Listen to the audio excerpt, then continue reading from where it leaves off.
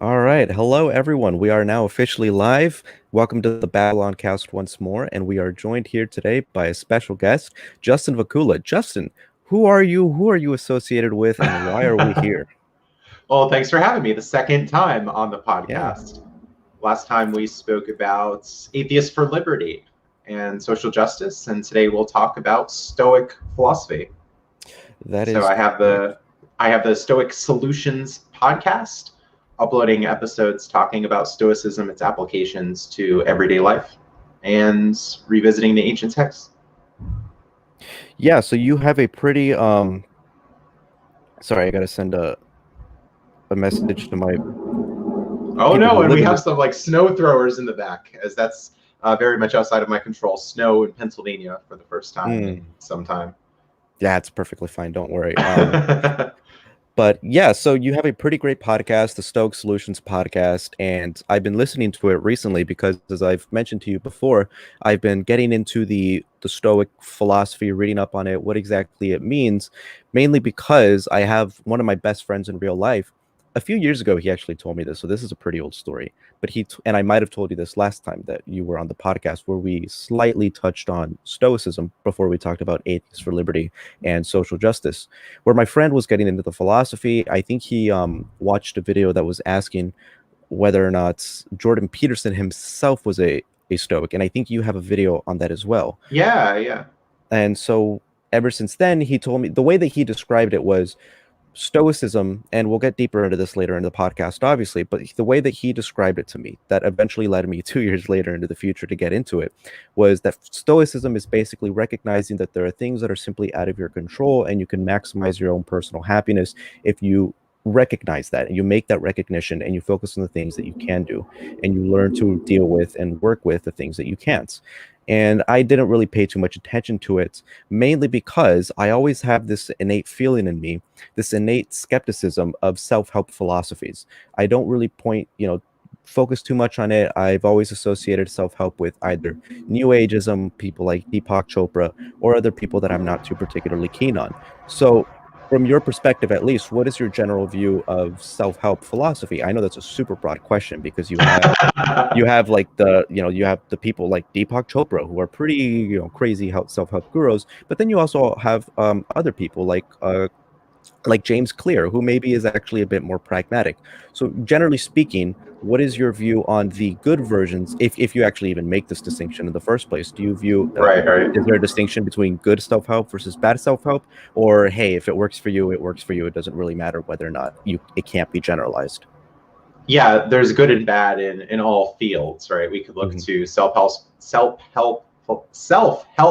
philosophy. That's a mouthful. We could look to personal finance. We could look to all kinds of areas, and I think they're going to be great spokespeople and not so much. And there's going to be a little bit of woo here and there. So I think Stoic philosophy excels in that it's humble, in that the authors say, "Hey, we don't have everything figured out, but we're just going to make a good attempt at it. Here are some observations that we've made. Here are some things that help me in my life, and here are some things that can help others." The Stoics, some of them weren't even writing for a general audience, but rather were just sharing their own thoughts in maybe letters in a personal diary. Some were teaching, of course. Some of these were letters that were written by pupils or contemporaries of the Stoic authors. So I think there's a lot of good within Stoicism. I think the themes are really what I like. We focus on things, as you mentioned, distinguishing what's inside and outside of our control, as many people can rile themselves up about things that are completely outside of their control, like the weather. Today it's snowing, and some people can complain and be miserable about it. Oh, it ruined everything. My day is terrible. Well, modern psychologists would probably call that catastrophizing, that you're making too much out of something, and how is this going to help? I think there are a lot of parallels between Stoicism and modern day psychology. If you're talking about people like Albert Ellis, if you're talking about people within cognitive behavioral therapy, even people who come from existential points of view, a lot of parallels between Stoicism, a lot of influence. Hmm. And what led you down the road to even become a Stoic? Was it maybe public intellectuals that you were attracted to, and then they sort of, um, recommended Stoic philosophy, or was this something that you came across upon yourself? How did you get into Stoicism? Yeah, that's a good question. I was a fan of Massimo Pigliucci Rationally Speaking podcast. He co-hosted with Julia Galef years ago. Now Julia is just hosting the podcast. Massimo had brought up Stoicism within the podcast and talking about acceptance, talking about many of these virtues within Stoicism, humility. We're talking about recognizing emotions, regulating them, and this fact that not everything is going to go our way. So how are we going to make the best of situations when things don't go the way we want? How are we supposed to relate to others? How are we supposed to relate to the world? I think Stoicism addresses a lot of these questions. And it wasn't only Massimo's podcast. At the time, I was studying and playing poker, and many poker podcasts had brought up Stoicism and saying, hey, this can be very helpful with your mental game, is that people can write and talk about, oh, here's how I play ace king, here's what to do in this situation, talking about the more technical plays of the game. But what about the mental side of it? How can you react to many losses that you're inevitably going to face within the game? Stoic authors actually address games of chance, not poker in particular, but Epictetus talks about resembling those who count at dice games, that people will throw the dice are indifferent, outside of our control. But what we can do is apply skill to the results that come up. So in many ways, the Stoic authors compare life and games, that there are many outcomes that we don't particularly like to see, but yet we can still prevail and not be crushed by them. Mm-hmm. What the description that my friend gave, in which Stoicism is basically recognizing, as you said, the things that are in and out of our own control, and changing the, reacting differently based on the things that we can't control, rather than feeling fatalistically or anything around that nature. Reacting differently to the things that we can't do. What would you just the quick best TLDR definition of Stoicism for those who aren't particularly well tuned into it? Yeah, I think that's a good part of it. There is a level of acceptance within Stoicism, within the text, that, oh, well, look, you're not born 7 feet tall. You're not going to be this Olympic swimmer, right? Okay, we can't do anything about that. Maybe we can take up swimming as a hobby. Maybe we can practice, but we're probably not going to excel in everything we want to just because we say we can do it. It's very different than, to go back to your original question about The Secret, or some of these more modern self-help ideas that, oh, well, if you just visualize things, you can have everything that you want. There's this law of attraction. Stoicism doesn't say that at all. It's talking about looking for areas in which you can excel, making a difference and finding meaning in life, a sort of contentment or happiness. As you said earlier, this is a lot different than a happy, happy, joy, joy. I'm eating at a buffet. I'm drinking all this alcohol. I'm, doing all of this and spending all this money, and maybe like some rappers throwing money out of a car in a music video. Like we're not doing that. That's not what we're looking for in life. That's not the goal. It's not material possessions, but rather this sense of personal fulfillment that can be had in many ways. It's not to completely scorn pleasure. It's not to completely scorn possessions, where we're not like living in the streets. We're not living in a life of squalor, but rather the Stoics call for a life of moderation. You don't want to be too lavish. You don't want to misplace your priorities. You want to have some kind of middle way, similar to talking in Buddhism. Mm-hmm. What I found interesting about reading the books that I've read on Stoicism, and reading about the tenets of Stoicism on the Stanford website, the Stanford Encyclopedia, is that one of the things that they constantly try to hammer down to the reader's mind, to the reader's head, is that this is not apathy. This is completely different. That a lot of people make the conflation between the attitudes that a Stoic would have towards things that they cannot control and an apathetic mentality. We talked about this on the previous podcast, but just for the sake of making sure that this is a completely whole, and there aren't any holes in what it is that we're talking about, why do people tend to get confused between apathy and Stoicism, and what is the main distinction between those two things? Yeah, some of the words within Stoicism the ancients used, like indifference. We're not talking about completely not caring about things that happen, but rather saying that, oh, look, these events that might happen aren't going to completely overwhelm me. That, hey, well, I don't need that fancy new car to live a good life. It might be nice if I had one, but it's not necessary to live the good life. And to go even further, some of the ancients and moderns talk about, what's called a preferred indifferent, that there might be things that come about in our life that would be nice, but again, not completely necessary. Like some people might want a certain kind of relationship or a job, and they might think that, oh, this will make everything better. Well, okay, maybe your quality of life will be a little bit better if you had a little bit more money, or if you had a supportive partner and everything worked out with that, but it's not totally necessary. There can be many paths and many ways to have a sort of contentment. The Stoics also talk about death and accepting death. And it's not to say, oh, well, life is all pointless. We're just going to die in like 50 years or whatever. And, the sun's going to blow up eventually. So who cares? We're not talking about a sort of nihilism that some people might put forth, but rather saying, okay, well, hey, we're just part of this universe and we have this short journey. And that can give us some motivation to actually make something of it. As the Stoics aren't talking about, oh, there's going to be an eternal afterlife of bliss or reincarnation or anything like that. The Stoics talked a lot about, well, we're matter, really, and this life is probably all that there is. Maybe there's something else, but we don't really find reason to believe of that right now. Yeah, one of the things that this is one of the first criticisms that really came up for me when I was reading upon Stoic philosophy, is that very concept of motivation, as you stated right now, where you would say that maybe Stoicism would increase the level of motivation that somebody could have when it comes to a situation that they probably can't control, or maybe recognizing a situation that they can. But one of the things that hit me, that I started thinking about, was that maybe Stoicism would decrease the likelihood of you being motivated to do something that you initially thought you couldn't have done anything about. So this is the idea of having the mentality of being able to do something about undesirable situations you might find yourself in. So regardless of how unlikely it would be for you to actually do something about it. So before I get too deep into that criticism, I want to ask you, what would be your own personal apparatus for recognizing something that you can do something about and something that you can't, right? So is it just sort of Yeah, intuitive? that's a good one, and I think it depends on the situation. For instance, we might try to influence other people. Maybe we have a family member, for instance, that constantly complains about being broke, and hey, I'm living paycheck to paycheck, I don't have money, I can't pay this bill, whatever.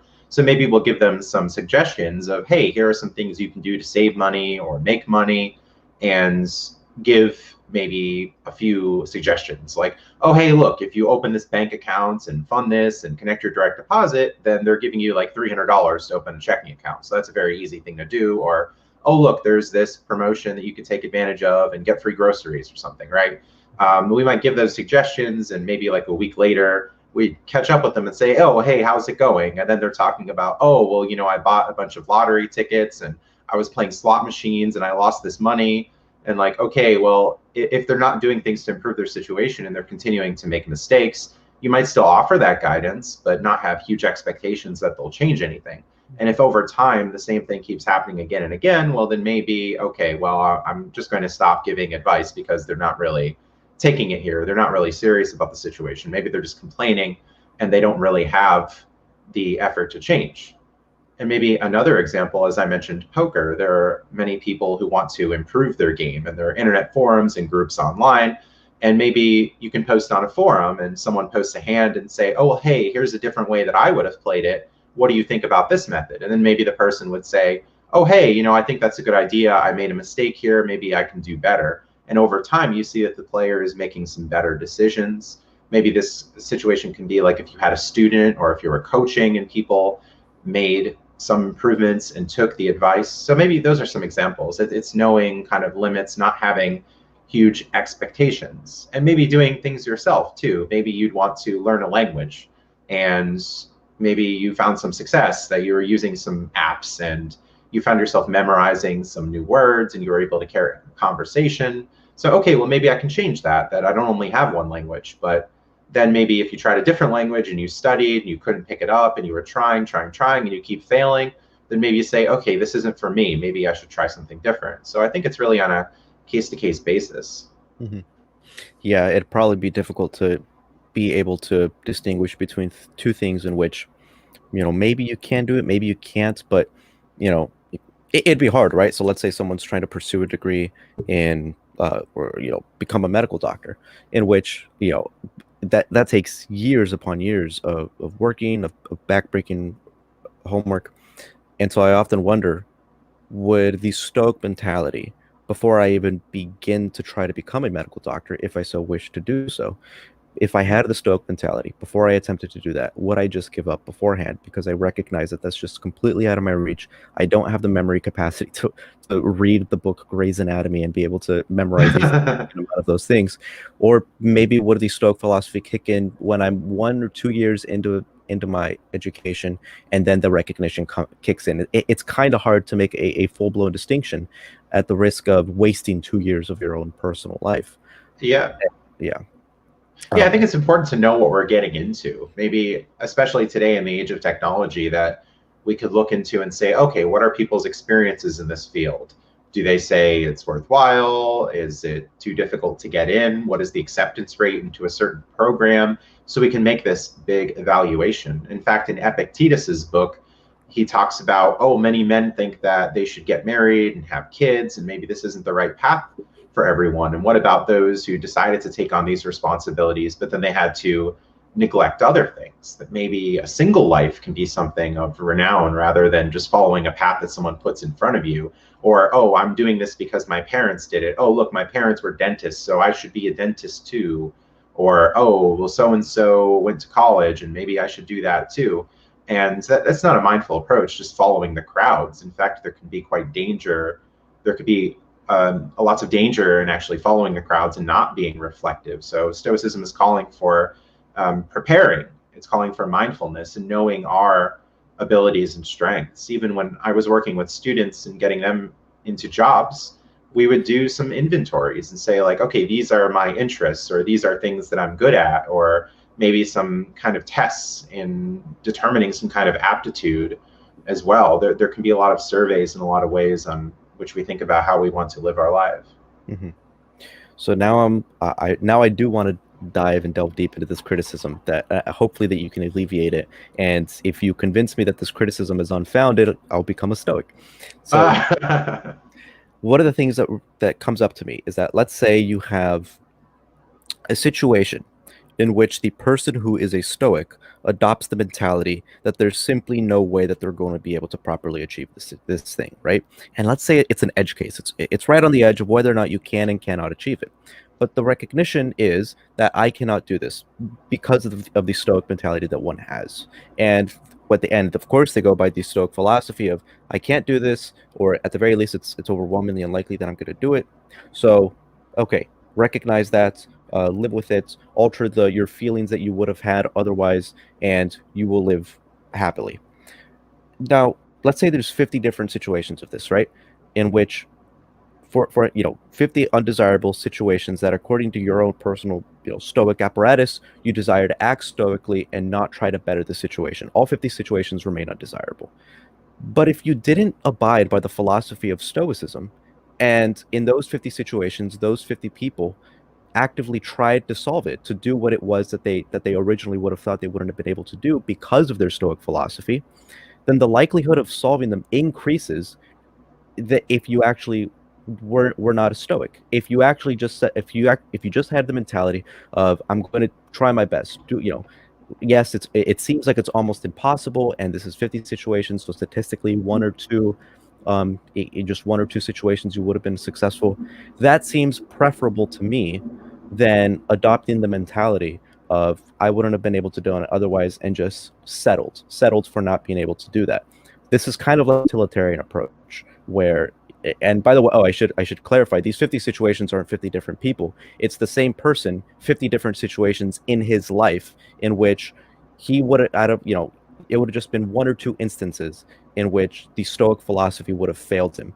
And to me, I seem to amplify those instances in which, okay, yeah, 48 out of 50 times, Stoic philosophy helped you, but those two times seem more important, especially something like pursuing a degree or asking to go out, things that could have had an astronomical change on your life.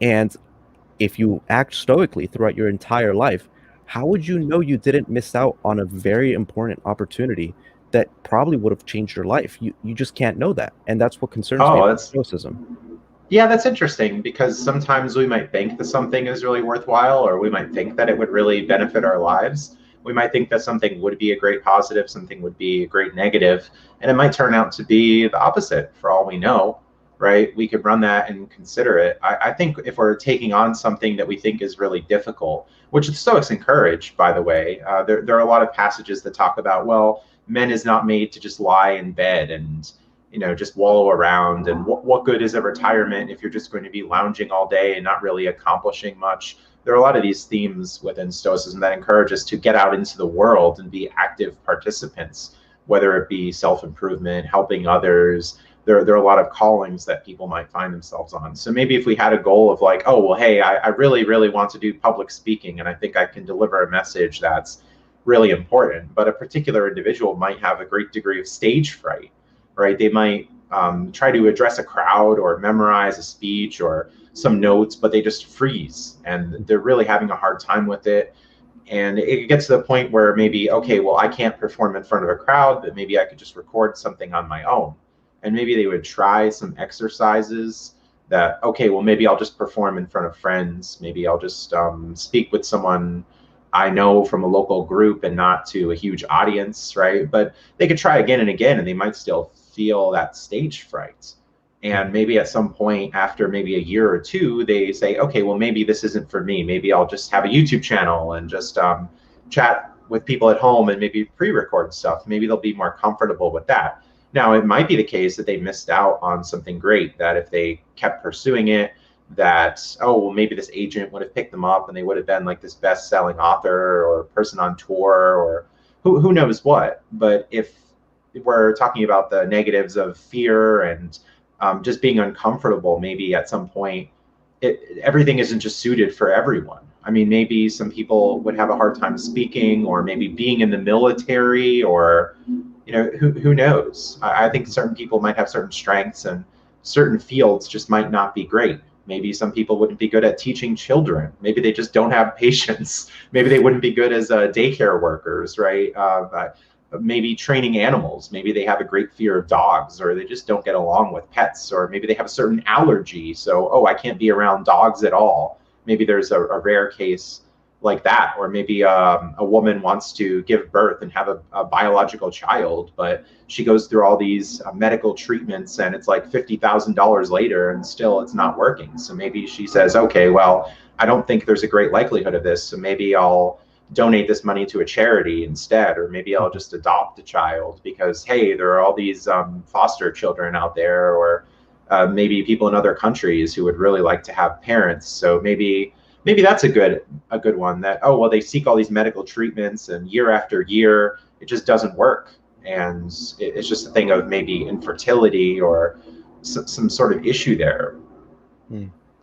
Yeah, the response that I usually come up with in my head, the potential counter argument to the counter argument that I presented, was a utilitarian one. So I should probably be much more forward about the fact that I'm personally utilitarian. That is my moral framework.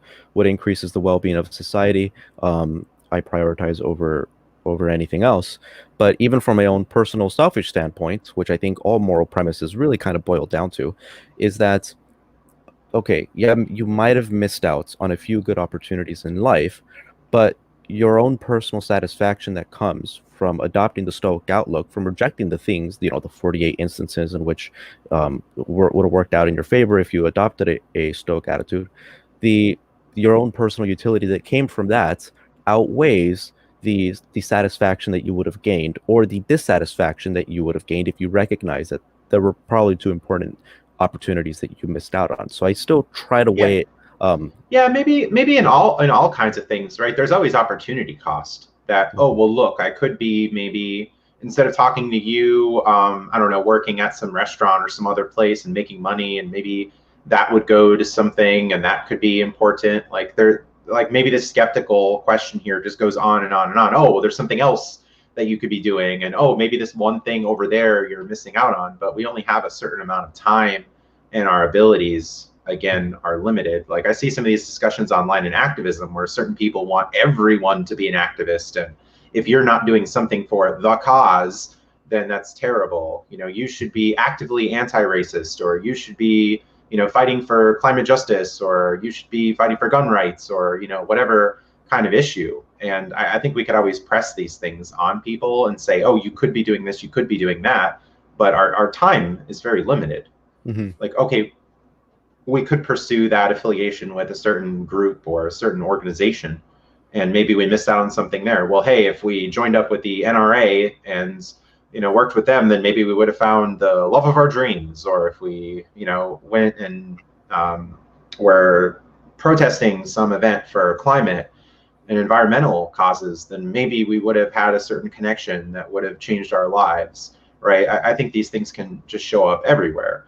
And maybe the Stoics would say, okay, well, maybe your skills are calling you to go down this one way in life, and maybe you excel in like data entry, and maybe you're working for this company and they're able to provide a certain product for people, and you find fulfillment in that.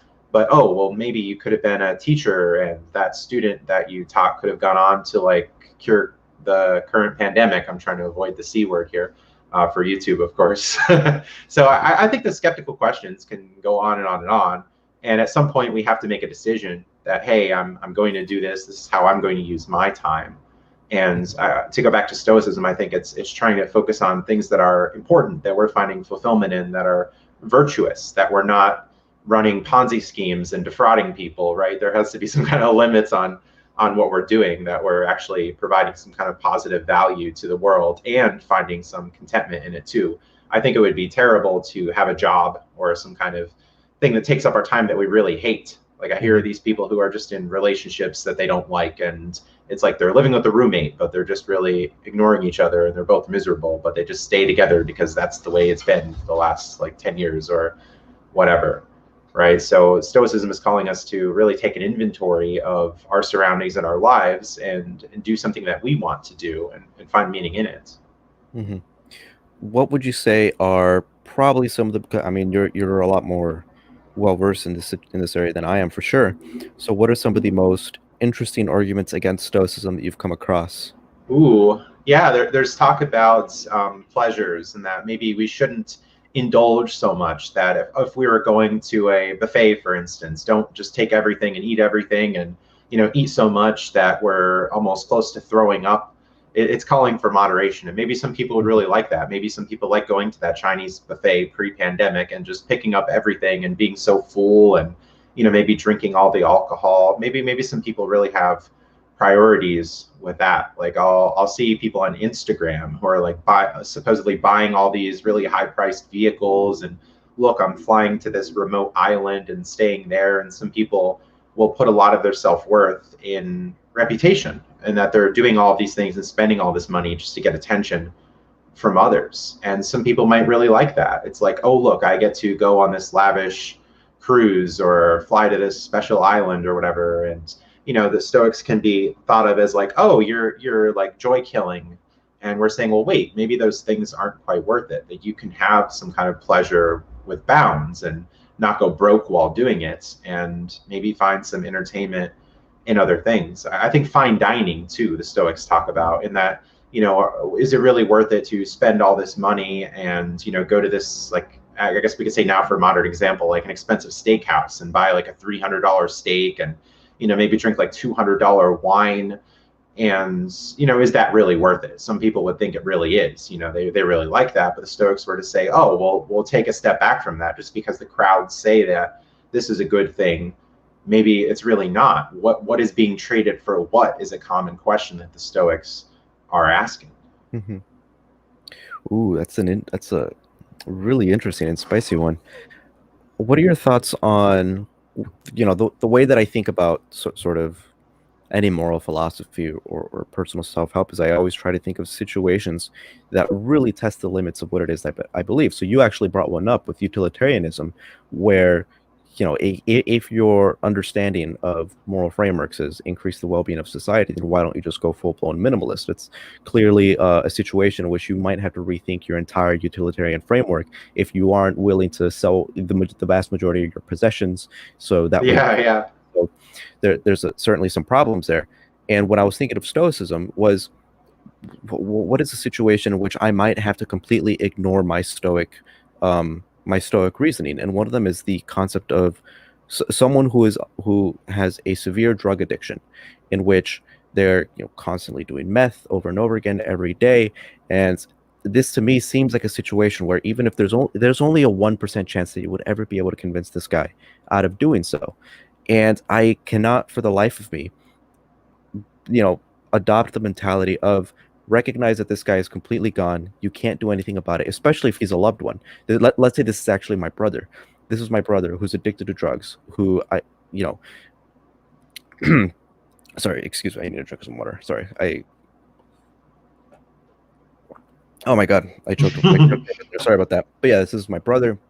Um, he's constantly doing drugs over and over again, and it seems to me that if it passes that threshold of recognizing that it's overwhelmingly unlikely that he's ever going to change, and I adopt the Stoic mentality of recognizing this and trying to adapt myself to that realization, so I could personally increase my happiness. That seems to be a pill that I can't swallow because this is my brother. He's my family. I'm going to want to do whatever I Yeah. can to make sure that he's no longer on drugs, even if there's a 0.01% chance of that actually being the case. So is this a place where, Stoic philosophy, it might not fail, but it clearly is a situation where human nature just takes over and you can't even act stoically. Yeah, and that's the thing. Stoicism, I think the critics misunderstand, and that they're saying, "Oh, well, Stoicism is calling you to get rid of your emotions," and I don't think that's quite right. It's rather calling for us to be mindful about what we're thinking and not just let like feels be over reals, right? As some moderns would say, right? That it's understandable and it's expected that we might feel this incredible compassion or maybe sorrow if we're seeing a family member, a loved one, or really any person Mhm. suffer in some way. And we really, really, really would like it to be the case that things were different. But at some point, as we talked about earlier, there has to be some kind of line that we draw. So there's prudence, that's a virtue that we're knowing which battles to pick and where to stop and how much to give of ourselves. Because if we give so much of ourselves that it ends up harming and that we're letting people back into our lives who are just a destructive force, that well look, oh well, my father, whatever family member, every time I let them back in, like they steal all my stuff, and they're stealing and they're buying drugs, and we don't want to be enabling that if we're say, oh yeah, Jack, you can move back in now, and then the next day it's like, oh, where is all my money, where are my things, and oh well, he just went to the local pawn shop and just sold it and got all this money.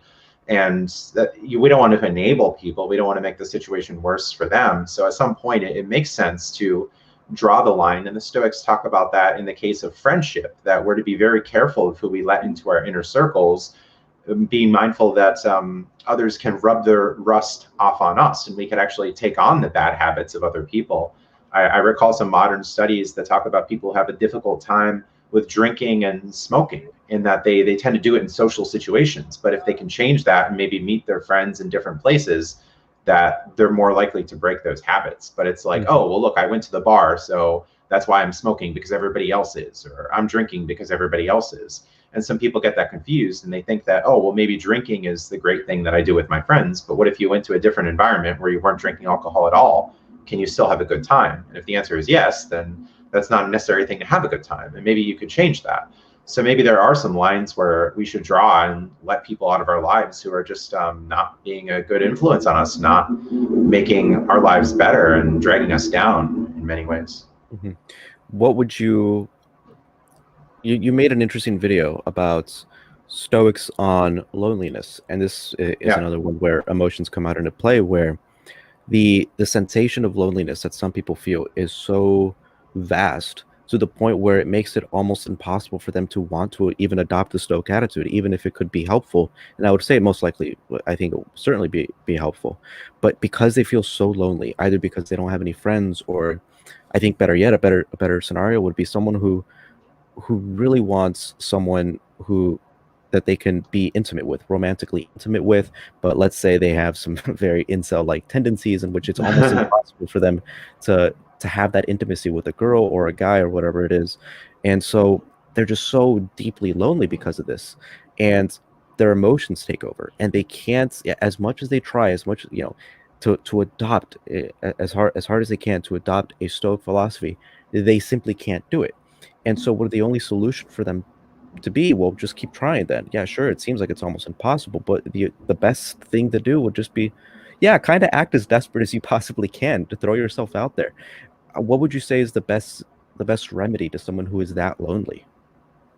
Yeah, I think it's to first question about, oh, will this thing be a great thing in my life? Understanding that we don't have control on how others react to us, that we can make all the good moves and all the good plays in games, to return to that, but we still might end up losing because there's some element of chance. And many with dating, with relationships, many see it as a numbers game that, oh, look, I can present myself in a very good way, but for whatever reason, well, okay, Stacy doesn't want anyone who's under 6 feet tall. So, okay, I'm out there. Or, oh, well, such and such wanted someone who was of a certain age. So maybe that's why you don't quite get that closure many times in possible relationships or dates. Not many people are going to say, oh, well, hey, I didn't choose you because of X, Y, or Z. Or it's like all these arbitrary reasons, I think, are built up in that. So having some awareness of the situation, and that, okay, don't blame yourself just because that person doesn't like you. And the Stoics warn about that a lot, that if we're going to place our happiness in the hands of others, it's a really, really dangerous place to be. But rather, our approval and our self-esteem should come from within, recognizing the positive qualities about ourselves and doing what we can to improve that situation. So maybe setting a reasonable goal of, like, oh, well, I'll look for some friends first, and if I can make some friends, maybe I'll evaluate my interests and try to participate in some groups that are similar to what I like, whether it's like a Discord group, like you just launched yours. I was in there earlier. Whether maybe you're interested in sci-fi, fantasy, gaming. There are all sorts of groups, and hopefully you don't hear all this noise in the background. There's a plow. There are all sorts of groups that we can align ourselves with and meet some people, even if it's just online. And those online connections can be very important. Maybe people with an anonymous like profile and not really saying who they are, they're more free to be open. And I see many Reddit pages where people will talk about very personal things where they don't feel comfortable discussing it with people that they know in person, but rather they're free to discuss it online. So maybe there's some value in that. So we could find some connectedness to others and find some sense of help and find some sense of community online. I think that could be a good starting point. And now with the pandemic, it's more difficult in person, of course. But I would look on pages like meetup.com and see, okay, well, hey, there's a local group and these interests are there. So Stoicism in many ways is solution based, and like, oh, well, here are all these things you can do, rather than just saying, oh, it's over, despair, we can't do anything. There could be some steps, and maybe we won't have a desired income. But again, it's about being reasonable with our expectations. That if your goal is, okay, I want to be Cardi B's husband or something, like, okay, that's probably not going to happen. But maybe you can make friends with someone else or pursue that relationship or do what you want to do. And again, judge whether the whole enterprise is worth it or not. Like in high school, maybe people are overly concerned about popularity and, oh, well, the cheerleader doesn't like me, so therefore I'm a failure. Or, oh, well, the football team didn't choose me, so I must be a terrible player. But maybe not. Maybe that's okay, and maybe you can just focus on other things in life if one particular area doesn't work out, or again, just work on improving and being better. Yeah, if your expectation, if you are really devastated by the fact that you're not going to be Cardi B's boyfriend, then I think there's some other forces at play that we need to focus on. But what you just said there, I think is great, because, and that to me is actually one of the things that makes Stoicism such an attractive philosophy, where there are instances in my life where I do get lonely, where I'm not particularly happy about myself. I think there are things in my life that I could have done better, and adopting a stoic mentality would increase my happiness. And knowing who I am, it wouldn't decrease the likelihood that I would try to be more forthcoming up in the future or try to increase my own personal economical prospects. I don't think that would be the case. I simply think stoicism, from my own personal perspective, would be a mechanism that I can use, that I can employ to make myself feel better about the situation that I'm currently in, and changing my answers to some questions that are being thrown at me from the past. So I think stoicism comes off as incredibly attractive because of those reasons. And you also brought up an interesting thing about the, like, right now we're in the conversation about how stoicism affects us personally and how we interpret situations that occur to us in our own personal lives. And so another thing that also gets thrown out into the mix is cognitive behavioral therapy, CBT. And there seems to be a relationship between those two things. So the first book that I read on Stoicism talked extensively about this. And you brought it up actually at the beginning of this podcast. So what would you say is the relationship between CBT and Stoicism, and how is that beneficial to your own personal well-being? Yeah, the big thing within CBT is this idea that our thoughts influence the quality of our life. And if we can change the way we think about many things, that we can have a better lifestyle. So CBT talks about certain cognitive distortions that we might have, like overgeneralizing, simplifying, thinking in black and white terms. And if we can dispute the way we're thinking about things, then we can improve the quality of our lives.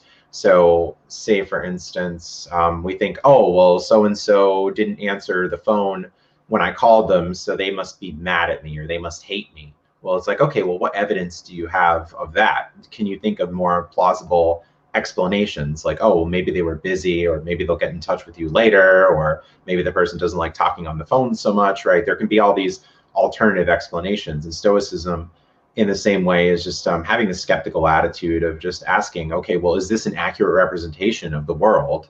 Are our impressions lined up with the way the world really is? As we can make all kinds of inferences, but the question is that a reasonable thing to think? Stoicism is calling us to question that which we think and not just have these automatic thoughts, especially these distorted or negative thoughts about things, but rather really question everything and be humble about our ideas, to say that, okay, maybe I don't have it all figured out, and maybe, okay, what I was told, maybe that wasn't right, maybe that news clip I heard, what was the evidence behind that, or look, someone posted this on social media, is that really accurate there?